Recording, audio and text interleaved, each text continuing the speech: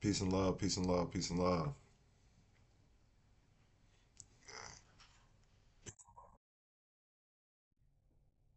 Sound check is good on the YouTube. What's up, YouTube world? I haven't been on a live in YouTube in so long.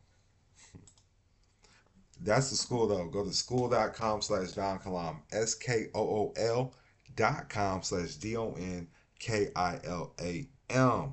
Peace and love. A lot of crazy stuff has been happening in my life. This was a crazy week. Days after this.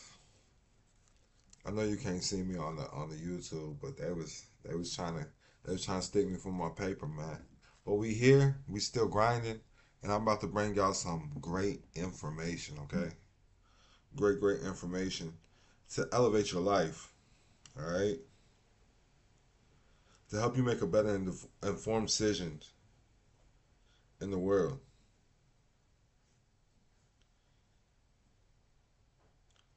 So you can go out and become a power piece in commerce. That's what it's about.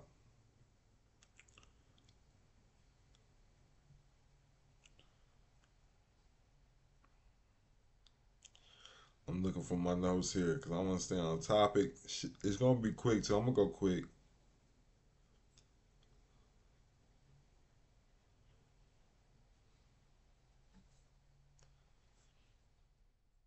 But I break things down in two categories. You're an informed family or you're uninformed.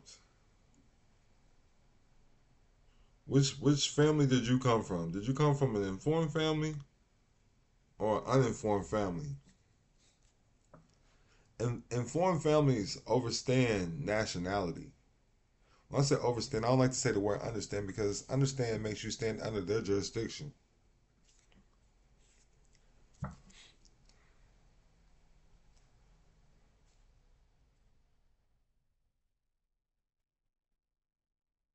Understanding nationality. You're not a color. That's where it starts. Hey, that's where it starts though, truthfully.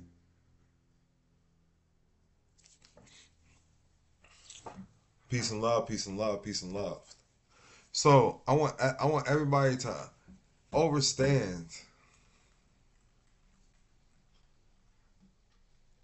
You come from a do you come from the aspect of an informed family or uninformed? Because I need you to understand this is truly a private education. A lot of people don't understand that the private sector of the economy is not under direct governmental control. So when you're coming under the private sector. It's a real sector. You got the public sector, which think about public housing, public assistance. If you're getting these things, you're a product of the government. You belong to the government. You get food stamps, you belong to the government. The government owns you. So the private sector is the part of the economy run by individuals and companies for profit and is not state controlled. Therefore, it encompasses all for-profit businesses not owned or operated by the government. Government run companies and corporations are part of what is known as the public sector, while charities and other nonprofit organizations are part of the voluntary sector. So you got the private sector, you got the public sector, and you got the voluntary sector. But I need everyone to understand the private sector of the game, the part of the economy that is run by individuals and companies, often for profit rather than the government. The public sector is part of the economy that the government controls. When you hear public defender, public housing, these things of these natures. Public sector, the part of the economy that is controlled by the government. And it's really that simple. Are you a public sector? If you when you're using this ID, when you're using the ID, all right, let's just talk about the state ID. When I'm not a licensed attorney title produced for educational informational purposes only, okay? Got some law degrees though. So check this out.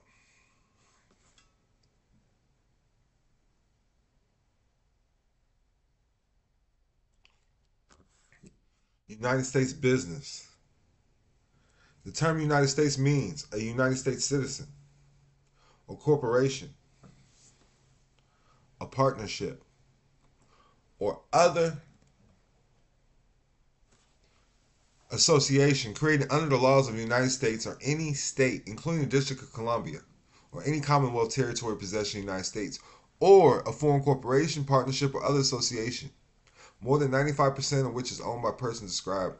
So listen, United States business means a United States citizen. So this is why you have to understand the difference between a national and a citizen. So when we go to the code 8 USC 1408, nationals but not citizens of the United States. And we can go to 1401 too. Let me just pull that up really quick so y'all can see it. 1401 basically breaks down the same thing. Nationals and citizens of the United States at birth. Because you can be a national but not necessarily a citizen. You got to understand when you're born into this game, this rat race, this whatever you want to call it, you're automatically a national. Okay? Nationality. I like to say that declaring a nationality is your first step in understanding that you have God-given rights. A nationality, because we come from tribes. A lot of people don't understand that we're tribal people. Okay, so we come from tribes. Even in the Bible, it's tribal. Okay, but at the end of the day, it's national. You gotta learn about nationality, understanding nationality, if that makes sense. So I'm breaking you down the codes because when you're a citizen, that's United States business. Under 15 USC 4724 E1. If y'all writing this down, write down 15 United States code. These are federal codes. USCs are federal codes. Is 15 United States code, 15 USC 4724 E1. United States business means a United States citizen. Being a national is a step towards getting your God-given rights back, okay? You have civil rights and you got God-given rights. A lot of people don't understand this. Let me get some fire emojis or some 100s on the Instagram and the YouTube if y'all understand this. Y'all catching what I'm putting down. Let me know. If you want to learn more, you can come to my private school. Text private life to 702-200-4900. We'll send you the link. Text private life to 702-200-4900. So we getting some fire emojis. So you got to understand the difference between the public sector and the private sector. Okay? Being a citizen is going to put you apart.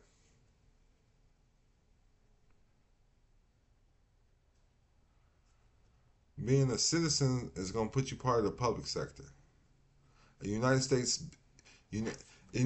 citizen is most definitely a United States business. And it's right there. It's their law. We got James in the building. He says, got you, bro. Isaac says, Genesis 25:22-28, King James Version. And the Lord said unto her, 2 nations are in my womb, in thy womb. That's deep. Let's look that up. That's deep. Genesis, that's what it says. States that 2 nations are in the womb of Rebekah, and the 2 types of people will be separated from her bowels. The one people will be stronger than the other, and the elder will serve the younger. Wow. We got some fire emojis. We got some 100s. I appreciate that, Isaac.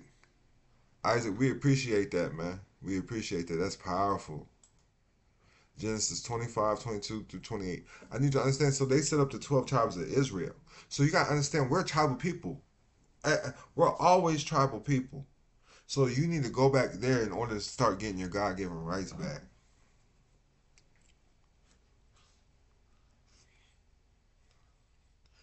And what I like to call it is a private family business trust. You know, we can do dynasty trust. You can do non-grantor or spendthrift trust. You can do, there's so many different types of trust. But I also like the dynasty trust though. I have to throw it back out there. But family is business and business and family. So everyone should be using a family business trust for their family. Every family should have a family trust. Trusteeship is learning how to make the family trust do what you need it to do.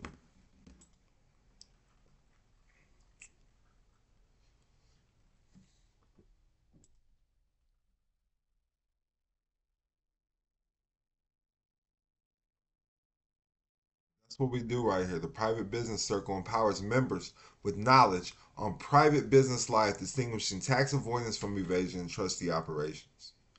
Strictly from your boy Don Kalam. Learn the game.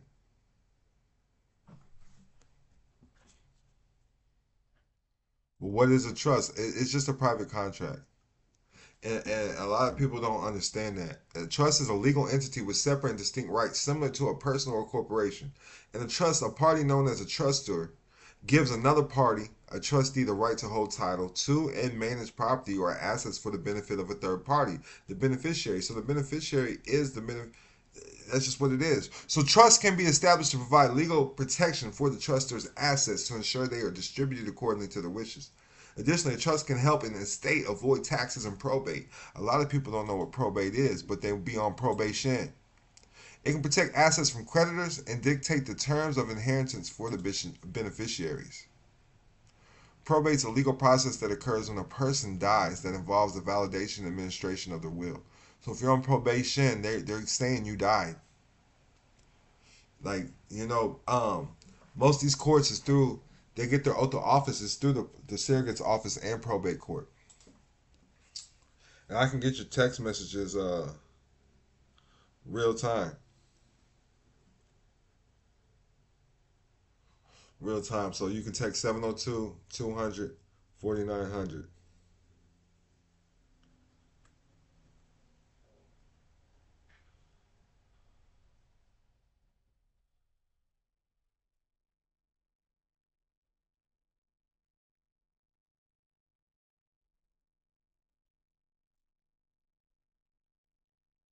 Peace and love. 702. Text private life to 702-200-4900. And I'll get back to you after this live. I got people already want to book consults. We do book consults. The price is going up in July. So just reach out. But go to the school. That's where you want to tap in. Peace and love, everybody. Um, I want everybody to distinguish all these things. The judge usually gets their oath of office because you think it's in criminal court. It's not.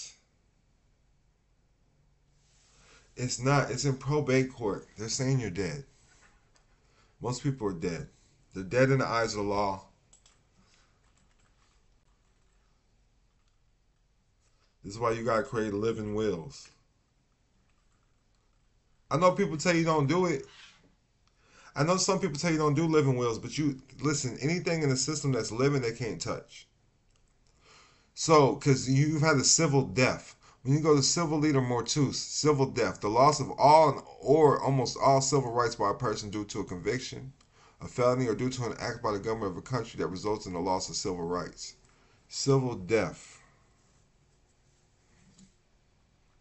Civil leader mortuus. The first time I seen this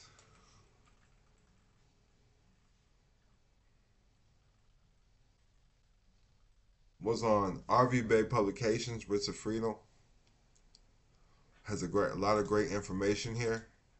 This is for beginners if you're a beginner. So when asked, do you understand in a court? Know that the question in its terminology is a lawful question. Answering it yes means you stand under the jurisdiction, thereby submit to the jurisdiction. At the point that they realize you're not submitting because you have answered no, I don't understand, they then turn the question into a comprehensive question and will suggest that you need a psychiatric evaluation because you don't understand. Do not be shook. It's trickery, deceit, and fraud. What you want to say is you do not suffer from constitutional psychopathic inferiority. And let me just stop right here. If you're not paying me or laying me, I don't give a fuck about your questions. Ask your mama, ask your daddy. Did you come from an uninformed family? Then you have to pay for a private education. Get the fuck off my live asking fucking questions. I hate motherfuckers that do that. Relax and take fucking notes when you hear a real nigga dropping you motherfucking game. It's that motherfucking simple. Shut the fuck up. Take notes. You sitting here asking questions. Ask Google, bitch. Ask Google. Google's free. Ask your mama. Ask your daddy. That's free. Ask your baby daddy. That's fucking free. Ask your baby mama. That's fucking free. Go ask your fucking family. I'm sitting here coming to the public from the private, coming to the public to drop you game. Shut the fuck up and take notes, man. Goddamn shame, man. Shut the fuck up. I come to the public trying to do a great deed. Y'all just want to sit there and ask a bunch of fucking questions. Shut the fuck up, nigga. Ask Google, motherfuckers. If the information is so valuable, if these private families is not coming to knock on your motherfucking door, hey, come join our tribe today. No, that's not what the fuck they're doing. The fuck is wrong with you motherfuckers? Book a fucking consultation. That's what a consult is. Ask questions.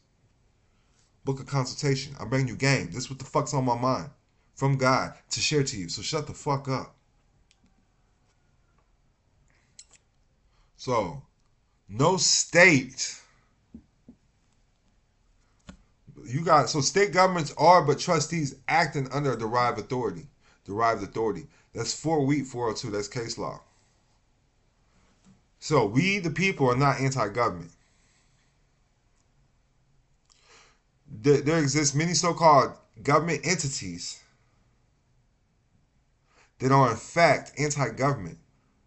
We support and encourage support of the North American Republic Constitution. This is coming from RV Publications. This ain't mine.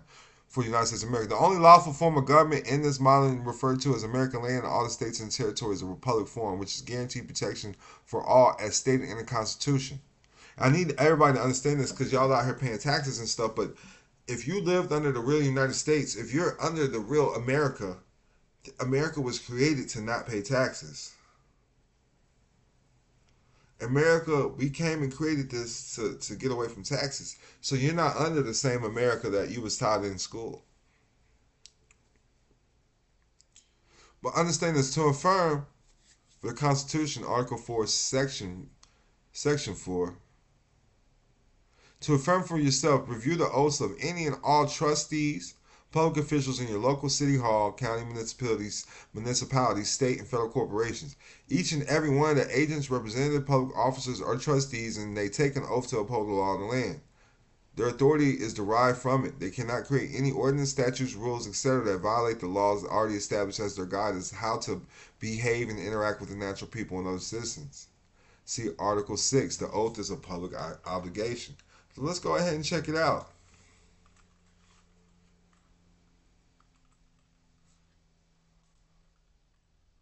Let's see what Article 6 of the Articles of Confederation say. All debts, contract, engagement entered into before the adoption shall be as valid against the United States. Boom, boom. We looking for oath.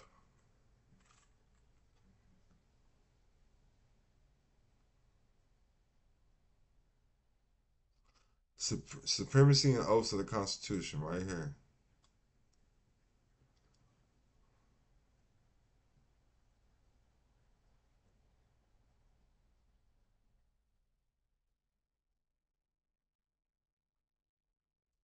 I do solemnly swear that I will faithfully execute the office. It's showing the oath of office right here. Article 6, Clause 3, also known as the Religious Test Clause, requires both state and federal officials to take an oath, where they promise to uphold the United States Constitution. That includes state legislators, judges, and magistrates. However, Article 6 also bans the use of religious tests or oaths for government office, keeping in line with the framers' desire to separate church and state. So they preserve, protect, and defend the Constitution of the United States. So there is a difference between the Articles of Confederation and the Constitution. I just want to throw that out there. The Constitution is the amendments. So Supreme Court judges, legislative branch, executive branch, they all have oaths of offices. But when you look it up in the they got a whole different thing under the law. 5 U.S.C. 3331. An individual except the president elected or appointed to an office of honor or profit in the civil service or uniformed services shall take the following oath. I, your name, do solemnly swear and affirm that I will support and defend the Constitution of the United States against all enemies, foreign and domestic, that I will bear true faith and allegiance to the same, that I take this obligation freely, without any mental reservation or purpose of evasion, and that I will well and faithfully discharge the duties of the office on which I am about to enter. So help me God. This section does not affect other oaths required by law. 5 USC, there's a bunch of them. But yeah, oaths of office, crazy.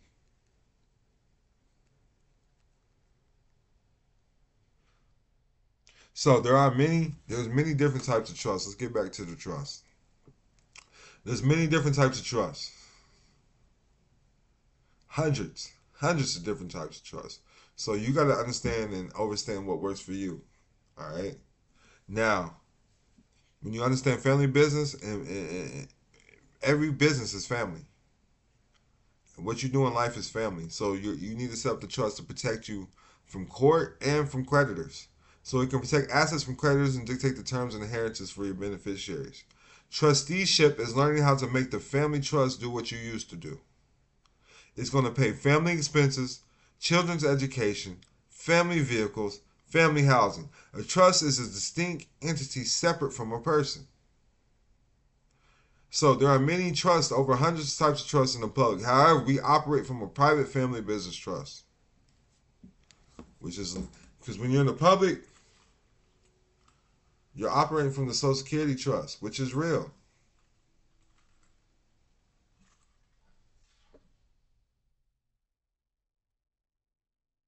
I'm looking for the balance.com. Y'all see this? The Social Security Trust Fund owns a significant portion of the U.S. national debt. So let's look up this first though. When you're in the public, you're not established correctly. Something called an inheritance tax, which is paid by the beneficiary on the value of the assets they inherit. That's what I'm saying. There's a tax on everything. So if you're just handing off stuff to your kids, there's going to be a death tax. There's going to be an inheritance tax. There's all types of different taxes. Like, look this up. The government gets its cut because you're a United States citizen. You got an estate tax, a death tax. An estate tax is a tax on your right to transfer property at your death.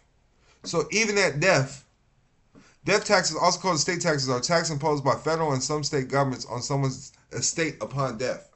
So you're paying taxes on everything.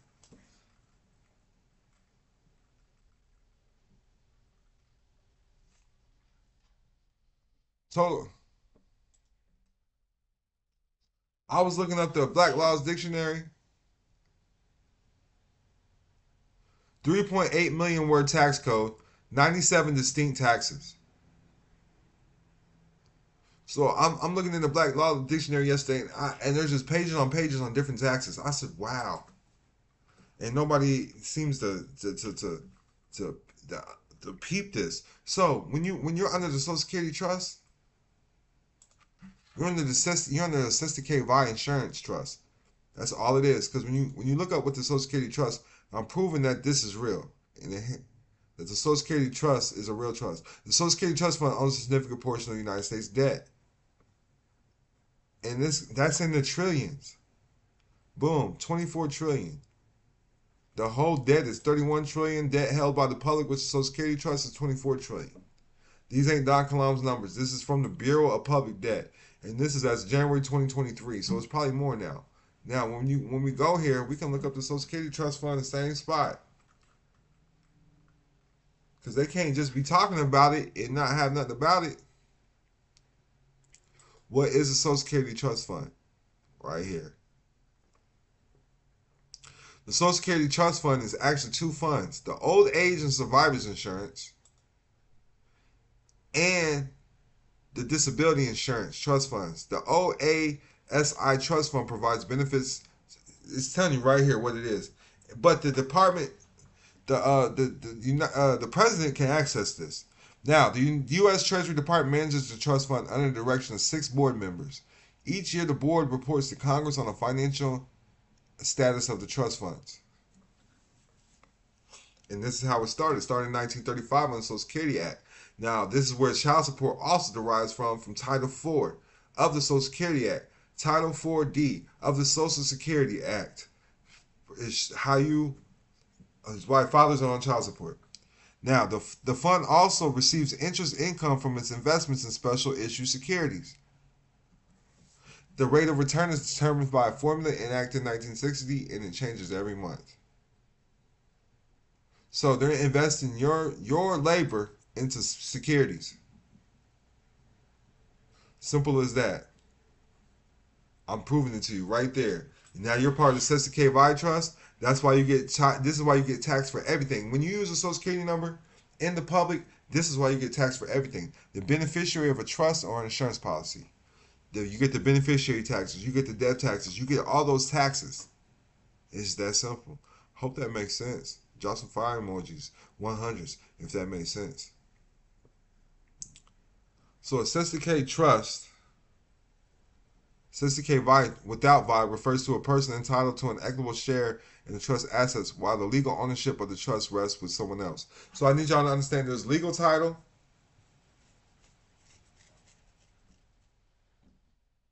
and equitable title.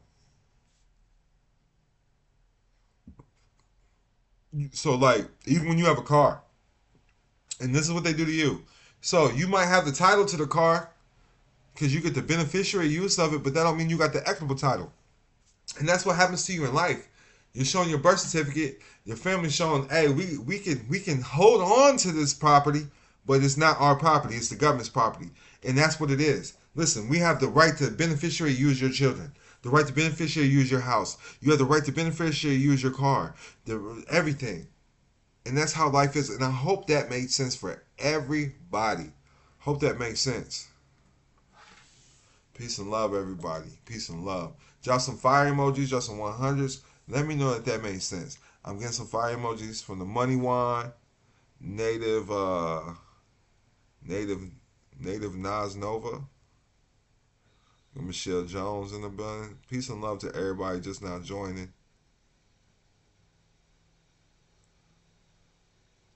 I feel like I'm dropping the game down, showing y'all what it is, man. So the Cesta K Vi, you get the beneficiary use of the trust on the insurance policy. So that's what's going on with your children. That's what's going on with everything in life. That's the game.